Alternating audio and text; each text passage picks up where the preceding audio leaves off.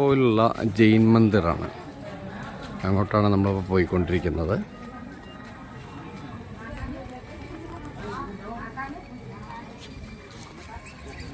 Jain museum, അങ്ങനെ കുറേ കാര്യങ്ങളുണ്ട്.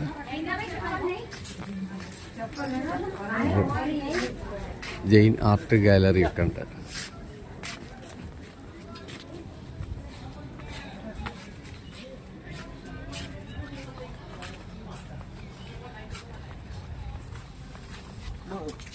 हा संजय बोरा आता कधी का होत नाही, झाला की नाही तो काय सर्टिफिकेट होल्डरची त्याला नव्हतं बापाची ट्रेनिंग केली.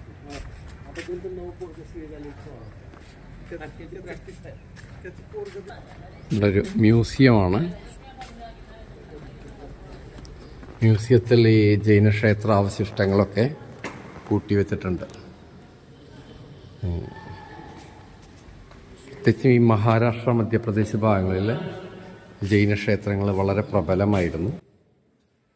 അപ്പോൾ ആ പ്രതിമകളൊക്കെ കയ്യേറ്റത്തിൻ്റെ കാലഘട്ടത്തിൽ തകർക്കപ്പെട്ടു. അതിവിടെ നിന്ന് കിട്ടിയ പ്രതിമകളാണ് ഈ മ്യൂസിയത്തിൽ വെച്ചിരിക്കുന്നത്.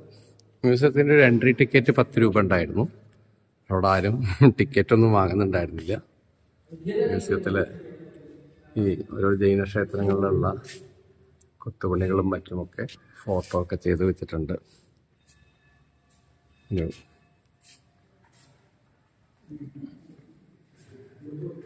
മഹാവീരൻ. ഈ ജൈന മതത്തിനും ബുദ്ധമതത്തിൻ്റെയും പ്രത്യേകത എന്താണെന്ന് വെച്ചെങ്കിൽ, ഞാൻ ഇതിൻ്റെ മുന്നേ അജന്ത എല്ലോറ പോയപ്പോഴും പറഞ്ഞിട്ടുണ്ടായിരുന്നു. അതിൻ്റെ പ്രത്യേകതകൾ, അഹിംസാധിഷ്ഠിതമായ മതം എന്ന് പറയുന്നത് ജൈനമതം തന്നെയാണ്.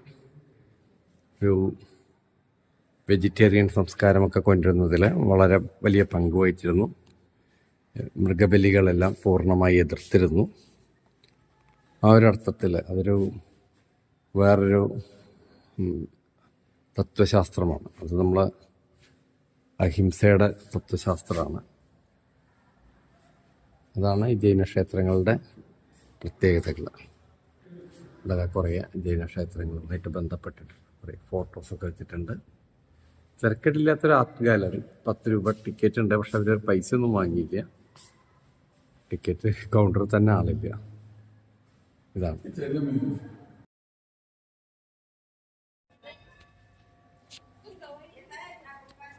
അവിടെ കുറച്ച് ക്ഷേത്രങ്ങളുണ്ട്. Lord Shantinath temple, lord Parshwanath temple, lord Adinath temple, ഇങ്ങനെ 3 ക്ഷേത്രങ്ങൾ. ഇതെല്ലാം ജൈന സന്യാസിമാരുമായിട്ട് ബന്ധപ്പെട്ടുള്ള ക്ഷേത്രങ്ങളായിരിക്കും.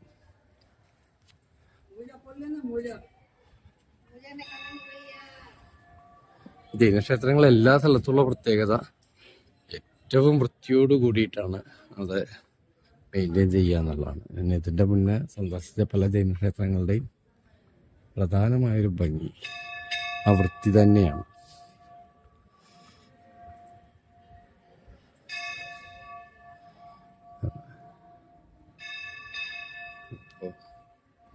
രണ്ട് ക്ഷേത്രങ്ങളാണ് ഇവിടെ.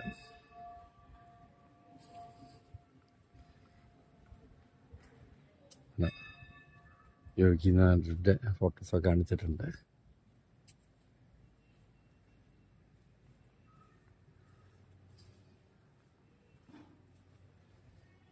ധ്യാനത്തിൽ അധിഷ്ഠിതമാണ് ഇവരുടെ എല്ലാ സമ്പ്രദായങ്ങളും.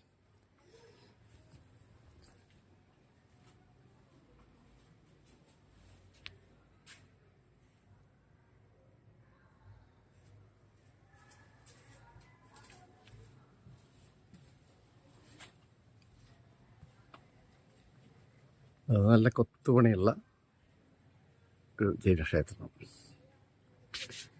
അവിടെ 2 ക്ഷേത്രങ്ങളുണ്ട്.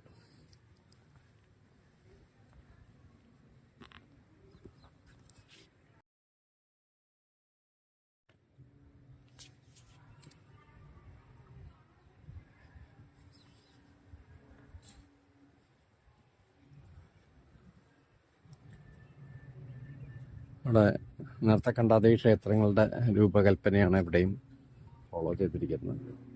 ഇവിടെയൊക്കെ ക്ഷേത്രത്തിൻ്റെ അവശിഷ്ടങ്ങൾ, പല അവശിഷ്ടങ്ങളും കൂട്ടിവെക്കപ്പെട്ടിട്ടുണ്ട്. ഇതെല്ലാം തകർക്കപ്പെട്ടതാണ്. അത് പിന്നീട് രണ്ടാമത് പുനർനിർമ്മിക്കപ്പെട്ടതാണ്. ഒരേ കാര്യം തന്നെയാണ് ഞാൻ ആവർത്തിച്ച് പറയുന്നത്. കാരണം അതൊരു 3-4 വീഡിയോ ആയിട്ടാണ് ഞാനത് പബ്ലിഷ് ചെയ്യുന്നത്. അപ്പോൾ ഏതെങ്കിലും ഒരു വീഡിയോ കാണാത്ത ആൾക്കാർക്ക് അതിനെക്കുറിച്ചൊരു ബോധം നൽകാൻ വേണ്ടിയിട്ട് മാത്രമാണ് ആവർത്തിക്കുന്നത്. കാര്യങ്ങൾ വീണ്ടും വീണ്ടും ആവർത്തിക്കുന്നത്. ഇതെല്ലാം ചെറിയ ചെറിയ സമുച്ചയങ്ങൾ, ക്ഷേത്ര സമുച്ചയങ്ങളുണ്ട്. അതെല്ലാം ഓരോ തീർത്ഥങ്കരന്മാർക്കുമായിട്ട് ബന്ധപ്പെട്ട് അവരവരുടെ കാലത്ത് ഇങ്ങനെയുള്ള സമുച്ചയങ്ങൾ എത്തും. ഇവിടെ എഴുതിയിട്ടുണ്ട്, നോക്കാം നമുക്ക്. ക്ഷേത്രത്തിനെ കുറിച്ചിട്ടാണ്.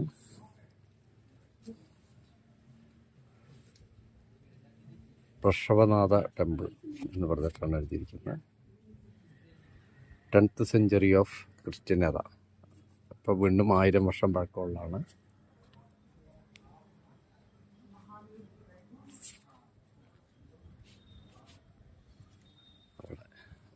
കയറി നോക്കാം.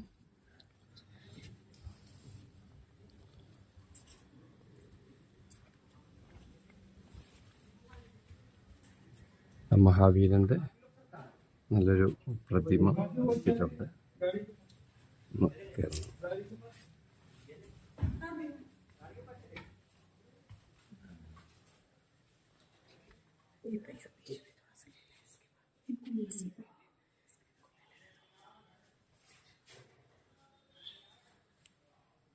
നേരത്തെ കണ്ട അതേ ക്ഷേത്ര സമുച്ചയങ്ങളുടെ രൂപമാതൃകയാണ്.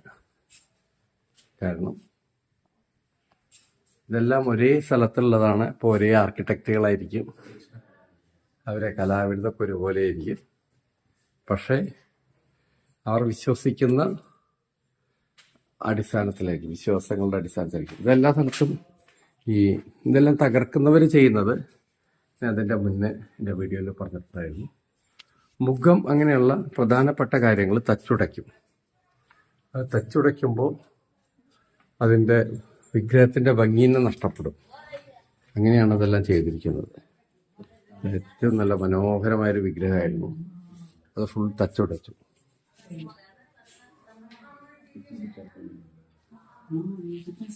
പക്ഷെ മൊത്തം സ്ട്രക്ചർ അടിച്ചു പൊട്ടിക്കാൻ പറ്റിയിട്ടില്ല. എങ്കിലും ശില്പവൈദഗ്ധ്യം മൊത്തം ഇല്ലാതാക്കുന്ന രീതിയിൽ അത്യാവശ്യം നാശം വരുത്തിയിട്ടുണ്ട്. ഇതാണ് ആ ജൈന ക്ഷേത്രം. ഇവിടെ ഒരു വിളക്ക് കത്തിച്ച് വെച്ചിട്ടുണ്ട് ക്ഷേത്രത്തിൻ്റെ ഉള്ളിൽ.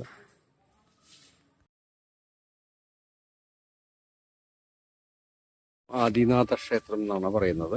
ഇത് 11ാം നൂറ്റാണ്ടിൽ ഉണ്ടാക്കിയാണ്. ഏകദേശം ഒരു 1000 വർഷം പഴക്കം. 1000 കുറഞ്ഞ പഴക്കമുള്ള ഒന്നുമില്ല. ഇത് പ്രൊട്ടക്റ്റഡ് മോണ്യുമെൻ്റ് എന്ന് പറഞ്ഞിട്ട് നമ്മുടെ ആർക്കിയോളജിക്കൽ സർവേ ഓഫ് ഇന്ത്യയുടെ കാര്യങ്ങളാണ്. നമുക്ക് കയറി നോക്കാം.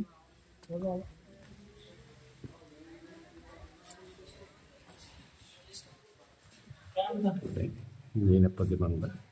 ഈ ക്ഷേത്രങ്ങളിലൊക്കെ ആരാധനകളുണ്ട്. അതിൻ്റെ കാര്യങ്ങൾ നമുക്ക് കാണാൻ പറ്റുന്നു.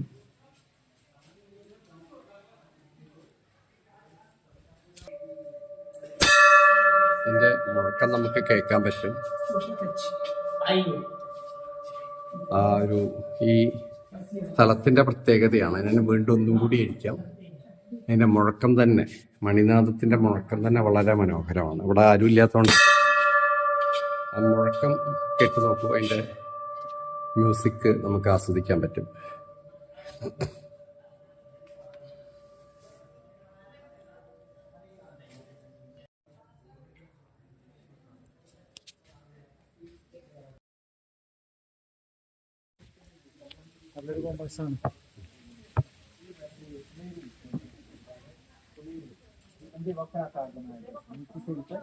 दोनों मंदिरों में नवीन प्रतिमा है. यहाँ पर भी मार्बल की प्रतिमा है, वहाँ पर भी मार्बल की प्रतिमा है. तो सभी ഈ പ്രതിമകളെല്ലാം മാർബിളിൻ്റെ ആണെന്നാണ് നമ്മുടെ ഗൈഡുമാരും മറ്റുള്ളവർക്ക് പറഞ്ഞു കൊടുക്കുന്നത്. നമ്മൾ ഗൈഡിനെ ഒന്നും വിളിക്കണ്ട. നമ്മൾ ആരെങ്കിലും കൂടെ അങ്ങനെ നടന്നു കഴിഞ്ഞാൽ തന്നെ നമുക്ക് കാര്യങ്ങളൊക്കെ അറിയാൻ പറ്റും. എല്ലാം ഏകദേശം ഒരു ആവർത്തന സ്വഭാവമുള്ളതാണ്. പക്ഷേ കാലഘട്ടത്തിൻ്റെയും ഭംഗി ഇവിടെ ഒരു വലിയൊരു മാവ് നിൽക്കുന്നുണ്ട്. അതിൻ്റെ ചോട്ടിലാണ് ചരിത്രാവശിഷ്ടങ്ങളും മറ്റ് ബാക്കിയുള്ള കല്ലുകളൊക്കെ ഈ ഭാഗങ്ങളിൽ നിന്ന് കെട്ടിയതൊക്കെ പെറുക്കി വെച്ചിരിക്കുന്നത്.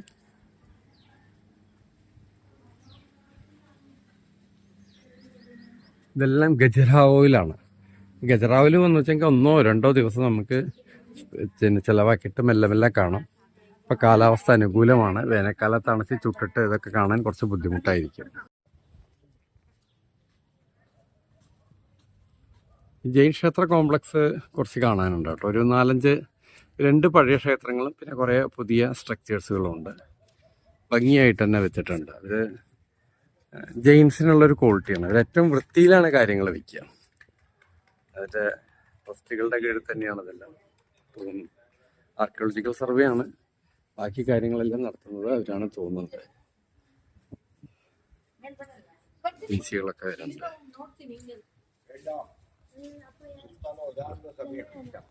ഈ വീഡിയോ ഇവിടെ നിർത്തുകയാണ്.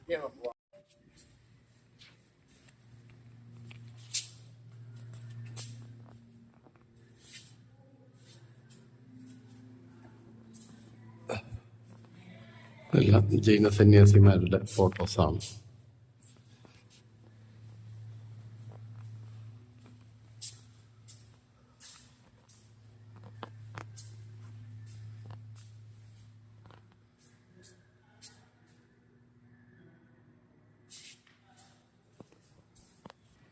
ധ്യാനത്തിൽ മാത്രം അധിഷ്ഠിതമായി മറ്റുള്ളവരോടൊന്നും മത്സരിക്കാൻ തയ്യാറാവാതെ നിൽക്കുന്ന ഒരു മതമാണ് ജൈനമതം.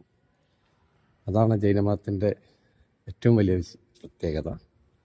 പിന്നെ അതിൻ്റെ അടിസ്ഥാന സ്വഭാവമായിട്ടുള്ള അഹിംസയും.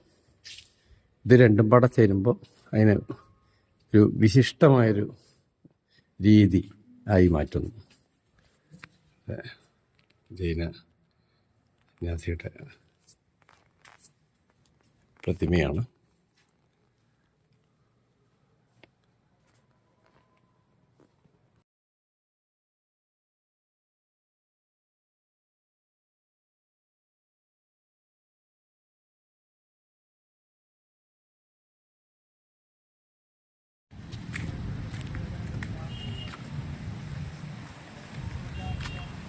ഇത് ഖജുരാഹോ പിന്നെ മോണ്യുമെൻറ്റ്സിൻ്റെ വേൾഡ് ഹെറിറ്റേജിൻ്റെ ഭാഗമായിട്ടുള്ള ഒരു സ്ഥലമാണ്. ദുൽഹാദേവ് ടെമ്പിൾ എന്നാണ് ഈ ക്ഷേത്രത്തിൻ്റെ പേര്. വളരെ പ്രാചീനം തന്നെയാണ്. കണ്ടാൽ തന്നെ അറിയുന്നുണ്ടല്ലോ. ഇത് കുറേ നശിപ്പിക്കപ്പെട്ടിട്ടുണ്ട്. ആർക്കിയോളജിക്കൽ സർവേ ഓഫ് ഇന്ത്യ വളരെ വൃത്തിയായിട്ട് തന്നെ സൂക്ഷിക്കുന്നുണ്ട്. അതിലൂടെ ഒരു നദി പോകുന്നുണ്ട്. അതാണ് കാണുന്നത് അപ്പുറത്ത്.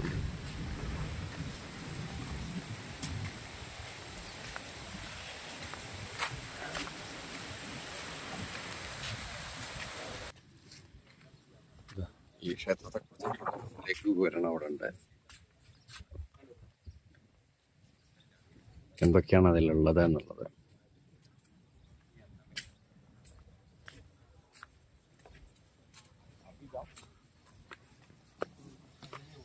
വിവരണം കാണേണ്ടവര് ആ ഭാഗം പോസ് ചെയ്തിട്ട് കാണും. അപ്പൊ പിന്നെ വിവരണങ്ങൾ വായിക്കാനുള്ളൊരു സമയം കിട്ടും.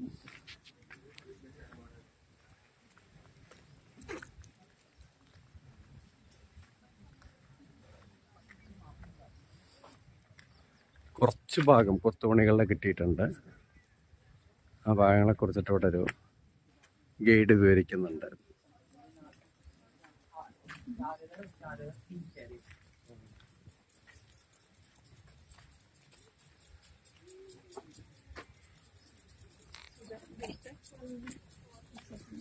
നേരത്തെ പറഞ്ഞ പോലെ തന്നെ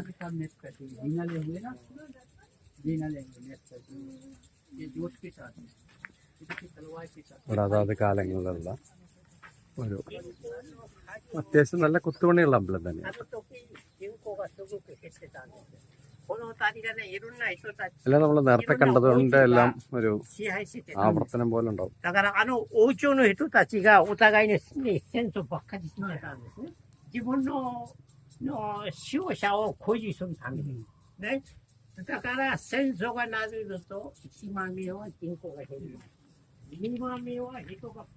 ഇവിടെ ബഹുഭാഷകളിലുള്ള ഗൈഡുമാരുണ്ട്.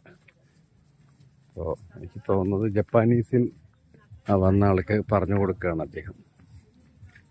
ഏത് ഇവിടെ നല്ല കൊത്തുപണികളെല്ലാം ഉള്ള ക്ഷേത്രമാണ്. പ്രശാന്തസുന്ദരമായ സ്ഥലം.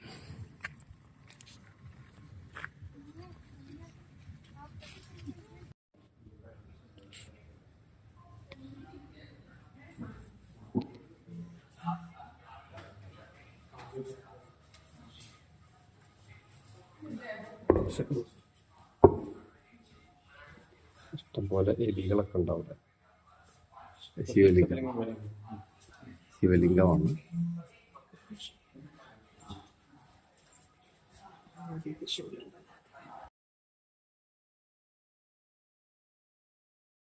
ഇത് ബ്രഹ്മാവിന്റെ ക്ഷേത്രമാണ്. ജവാരി മന്ദിർ എന്നാണ് പറയുന്നത്. ഇത് പൂർണ്ണമായിട്ട് നശിപ്പിച്ചൊരു ഇതാണ്. ബ്രഹ്മ മന്ദിറാണ് കാണാൻ പറ്റും. 12ഓളം മോണുമെന്റ്സ് ഇവിടെ പല പല ഭാഗങ്ങളായിട്ട് ചേറിക്കിടക്കുകയാണ്. ഒരു 2-3 മോണുമെന്റ്സും കൂടി നോക്കിക്കഴിഞ്ഞാൽ നമ്മളെ ഈ ഭാഗം വൈൻഡപ്പ് ചെയ്യാണ്. ബ്രഹ്മാവിൻ്റെ ചതുർഭുജ ശിരസ് ഇവിടെ കാണാം.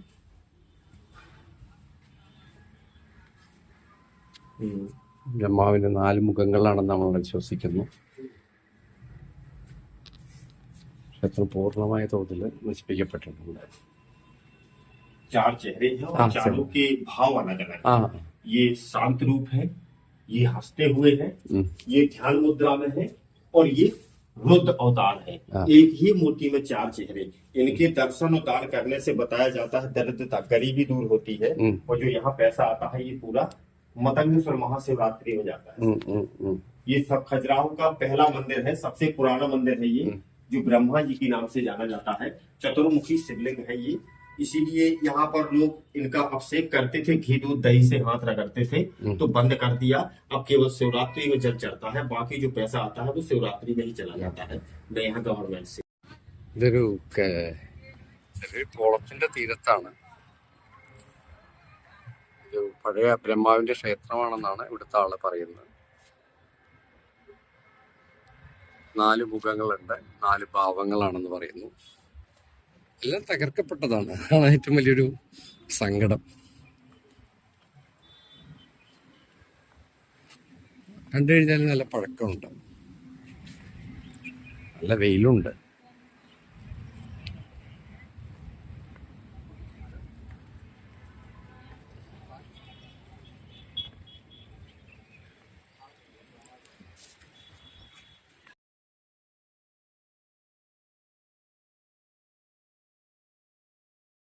ജാവരി ക്ഷേത്രം എന്നാണ് പറയുന്നത്.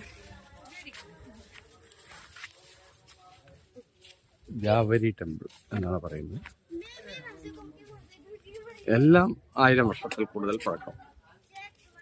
ഇവിടെ നല്ല കൊത്തുപണികളുണ്ട്.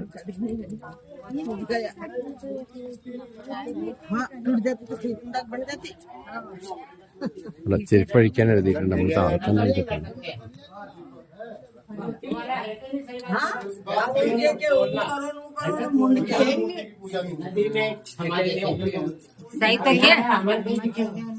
तो ये पुरानी धरोहर है, समझ रहे मेरी बात। नई चीज होती तो इसको बदला भी जाता। ये लोग पुरानी धरोहर को देखने आते हैं, अगर नया होता तो कोई देखने भी नहीं आता। ഇവിടെയുള്ള ആള് എന്തുകൊണ്ട് ആ ശിരസ് പൊട്ടി മാറ്റുന്നില്ല ചോദിക്കുകയാണ്. അപ്പൊ ഇവര് പറയുകയാണ് അത് പുരാതന സംരക്ഷണമാണ്, അപ്പോ അത് പുതുതായിട്ട് വെക്കാൻ പറ്റില്ല എന്നുള്ളതാണ്. लेकिन इसका रीजन कुछ अलग है ना, ये पुरानी धरोहर है।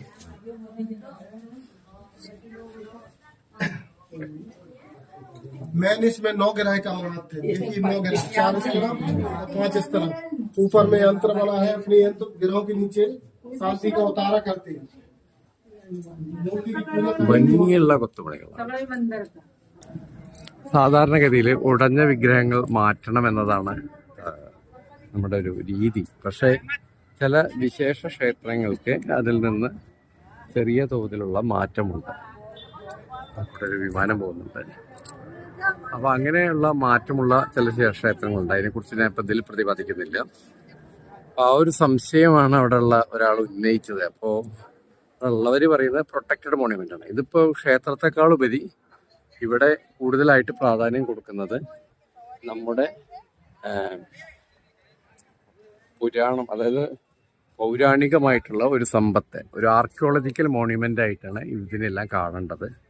ക്ഷേത്രങ്ങളോ വിശ്വാസങ്ങളോ ആയിട്ടല്ല എന്ന് പറഞ്ഞ് മനസ്സിലാക്കാനാണ് അവിടെ ആർക്കിയോളജിക്കൽ സർവേന്റെ ആള് ശ്രമിച്ചുകൊണ്ടിരുന്നത്. അതാണ് ഞാൻ നേരത്തെ പറഞ്ഞത്. ഇത് മതങ്ങളെക്കാളൊക്കെ ഉപരിയായിട്ട് ഇത് നമ്മുടെ രാജ്യത്തിന്റെ സമ്പത്താണ്. അതിനെ ആ ഒരു അർത്ഥത്തിൽ കാണുകയും സംരക്ഷിക്കുകയും തന്നെയാണ് വേണ്ടത് എന്നാണ് എൻ്റെയും അഭിപ്രായം, വ്യക്തിപരമായ അഭിപ്രായം. ഇവിടെ എല്ലാം കുത്തിപ്പൊളിച്ച് വികൃതമാക്കി വെച്ചിട്ടുണ്ട്. നല്ലത് റീകൺസ്ട്രക്ട് ചെയ്തിട്ട് എടുത്തിട്ടുണ്ട് ആവുന്ന പോലെ. ഈ ക്ഷേത്രത്തിന്റെ വ്യൂ കിട്ടുന്നത് ഈ പോയിന്റിൽ നിന്നാണ്. ശരിക്കും അടുത്തുനിന്ന് കിട്ടുന്നേക്കാട്ടും ഈ മനോഹാരിത ആസ്വദിക്കാൻ പറ്റുമെന്ന് വിചാരിച്ചു.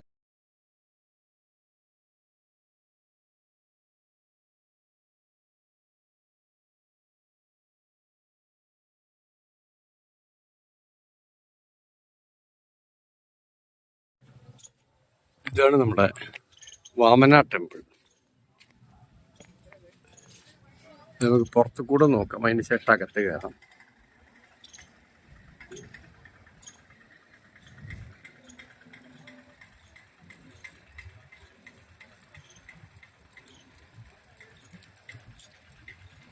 ഇവിടെ ആ ക്ഷേത്രങ്ങൾ നോക്കുമ്പോൾ കൊത്തുപണി പൊതുവെ കുറവാണ്. ഇവിടെ കൂടുതലും ഈ വിഷ്ണുവുമായിട്ട് ബന്ധപ്പെട്ടിട്ടുള്ള കാര്യങ്ങൾ.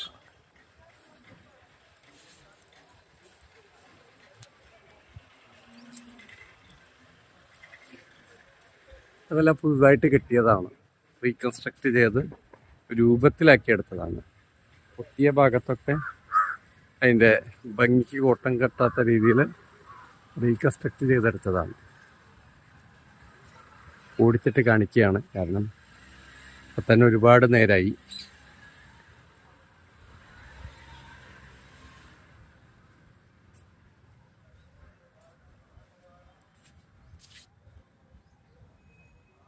ഒരു പ്രതിമ ഉണ്ടാക്കാൻ വളരെ പ്രയാസമാണ്. അതിനെക്കുറിച്ച് ബോധമില്ലാത്തവർക്ക് എന്തെങ്കിലും കനമുള്ള സാധനം എടുത്തിട്ട് അതിൻ്റെ ശിരസിലടിച്ചു കഴിഞ്ഞാൽ അത് പൊട്ടിക്കാൻ എളുപ്പമാണ്. ഇതെല്ലാ ഭാഗത്തുണ്ട്. ഇപ്പോൾ നമ്മുടെ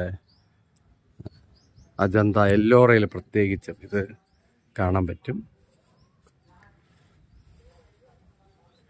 പണ്ടത്തെ രാജാക്കന്മാരുടെ സങ്കുചിതമായ മനസ്സിനെയാണ് സൂചിപ്പിക്കുന്നത്.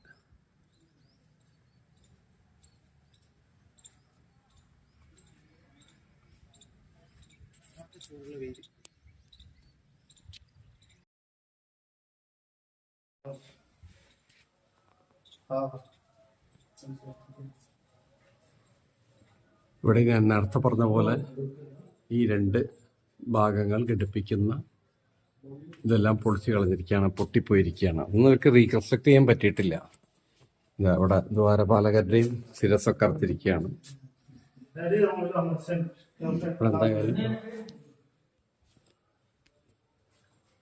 ഇവിടെ എന്തായാലും ആ ഒരു കാണുന്ന രീതിയിൽ വലിയ ബുദ്ധിമുട്ട് വന്നിട്ടില്ല. വാമന രൂപമാണ്, വാമന അവതാരമാണ് ഇവിടെ ഉള്ളത്. ഇത് വൈഷ്ണവ ക്ഷേത്രങ്ങളാണ്, അതായത് വിഷ്ണുവിൻ്റെ വിവിധ അവതാരങ്ങളാണ് കണ്ട 2-3 ക്ഷേത്രങ്ങളുള്ളത്. നേരത്തെ കോംപ്ലക്സിലെ, അതായത് വെസ്റ്റേൺ കോംപ്ലക്സിലെ, പശ്ചിമ കോംപ്ലക്സിൽ ഉണ്ടായിരുന്നത് ശൈവൈറ്റാണ്, അതായത് ശിവന്റെ കുറേ രൂപങ്ങളാണ്. അതിലൊരു വിഷ്ണുക്ഷേത്രം ഉണ്ടായിരുന്നു എന്ന് പറയുന്നു. അത് മാറ്റിയിട്ട് പാർവതി ദേവി ക്ഷേത്രമാക്കി മാറ്റിയിട്ടുണ്ട്. അപ്പം ഇത്രയാണ്. ഇതോടുകൂടി നമ്മുടെ ഖജുരാഹോയിലെ കാഴ്ചകൾ ഇവിടെ പര്യവസാനിക്കുകയാണ്. ഈ ക്ഷേത്രത്തിന്റെ കുറച്ച് ഡിസ്റ്റൻസിലുള്ള വ്യൂ ആണ് കേട്ടോ വാമന ക്ഷേത്രത്തിന്റെ. നമ്മുടെ മഹാബലിന്റെ കഥയൊക്കെ ഓർമ്മ ഉണ്ടാവും വിചാരിക്കുന്നു. ആ വാമനനാണ് ഈ വാമനൻ. ഇപ്പൊ വാമനന്റെ വിഗ്രഹം നേരത്തെ കാണിച്ചു തന്നു.